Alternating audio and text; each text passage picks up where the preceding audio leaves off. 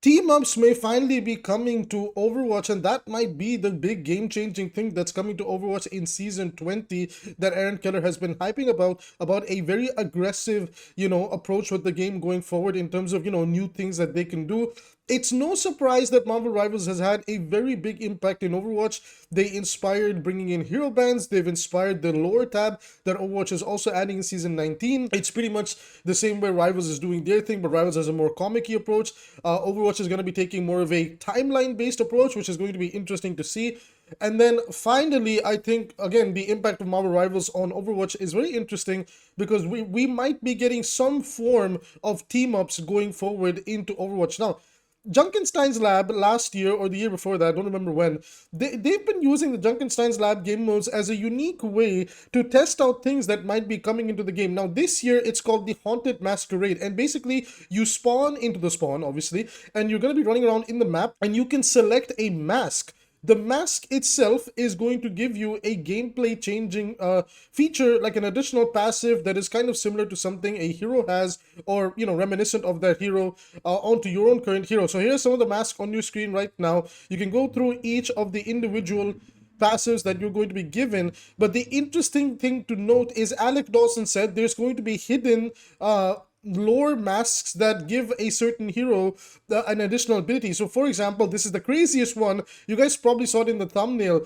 Genji, if using the Hanzo mask, is going to be able to literally lore accurate create 3 dragons when he pulls out his dragon blade and toss them in a straight line. So that's just one thing. Another one is Reinhardt and Brigitte, depending on if Brigitte has the Rein mask, will be able to make her shield even bigger, nearly matching Reinhardt's size, walk in and do her thing with Reinhardt by his side. And it's kind of crazy to think about. I don't know if we need the same heroes on our teams. I think Overwatch might not do it like that, where it's like, well, we want to encourage, team-ups from the perspective of having heroes on the same team together. Rather, at the moment, they're testing it in a way where, what if we tried this, like, like this masquerade passive that if you take the mask, put it on, it's gonna give you like those additional benefits and everything. So who knows how many team-ups there are? Who knows how many team-ups there are? There could be, I don't know, maybe as low as 5 or 10, and then there could be over 20. I really hope there's a lot that they're testing this Haunted Masquerade,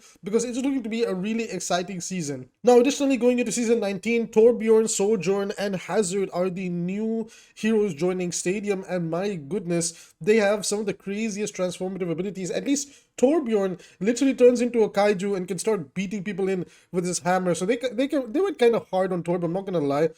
Sojourn, she seems interesting. She's getting an aimbot on her railgun shot. I don't know why they're so obsessed with giving all the DPS characters like some form of an aimbot. I kind of wish they would move away from that and do more interesting things. Torb is a great example of that. Granted that Torb's going to be incredibly annoying to play into. I also think he's going to be hard meta in Stadium next season, but different video on that at a different time. And yeah, that's kind of what I think. Like Stadium's looking interesting. They have the new actives and consumables coming in, which are looking very interesting. It's going to be a part of the shop system, and you can, I think, only have one active at a time, and you can then use that ability to do something interesting, which again is going to be really cool in turn when you realize that, hopefully they're kind of, probably balancing Stadium for the better.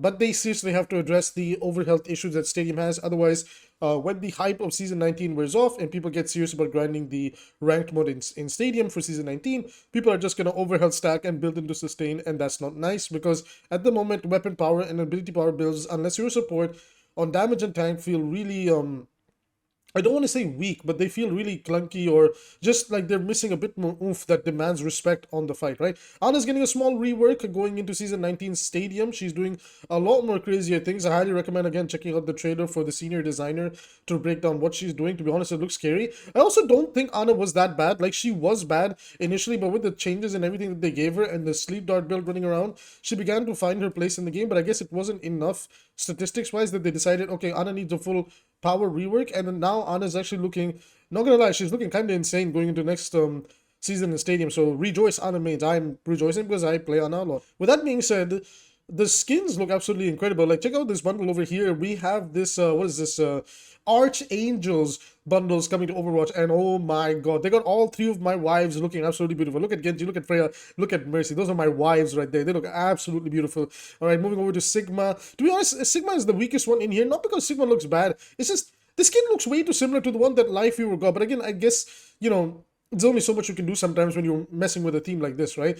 But I still think they could have done something different. Mercy is clearly a Dark Angel, which is pretty cool. Then we have Baptiste, who finally gets a legendary skin after so long. God, I think it's been over 2 years. Poor Baptiste mains. And then in the back, we also have Pharah, who looks phenomenal. Phenomenal Pharah. P for P. That makes no sense. Ignore anything that I said. We also have the next season theme for the shop coming in the week after this one. So the Archangels is launching with the season. The week after that, we're getting this little cool batch over here. Oni, obviously, because, we love Onis. There's a lot of Oni skins, so why not milk Oni for all it's worth? And then the totally not Ari Kiriko skin. Guys, have a look at this Ari skin. That was the $500 skin, I think a $200 loot box skin in League of Legends. It's a very good skin for League's standards and everything. But then look at the one that we got in Overwatch, and it's like, come on, Blizzard, come on. There's something going on over here. It's a little bit similar. We also know that Overwatch does want to collab with League of Legends. It's in one of the surveys they sent out that they are interested in, hey, like, would you guys like to see us collab with League? So I'm not gonna lie, and with Wu Yang having a little bit of a similar kit to the way Nami's kit works, I could see that happening in the future. Maybe a League of Legends collab, could happen for Overwatch, which would be really, really cool, right? Give me Yasuo Genji, please. Now, moving on to the last and final thing is, obviously, I think you guys know that we are getting Life Fever as a mythic. And a surprise new thing has happened is that a second legendary skin, mythic skin with Cyber Fuel Junkrat will come out. We don't have any visuals for that either. And the mythic weapon is none other than Kiriko. So that's going to be it for the news roundup for season 19. I will be live streaming when it launches. I think this is probably the best filler season we've ever gotten in years, honestly. This is the most excited I've ever been for Overwatch in a while, and I can't believe it's for filler season. So I will see you guys in season 19.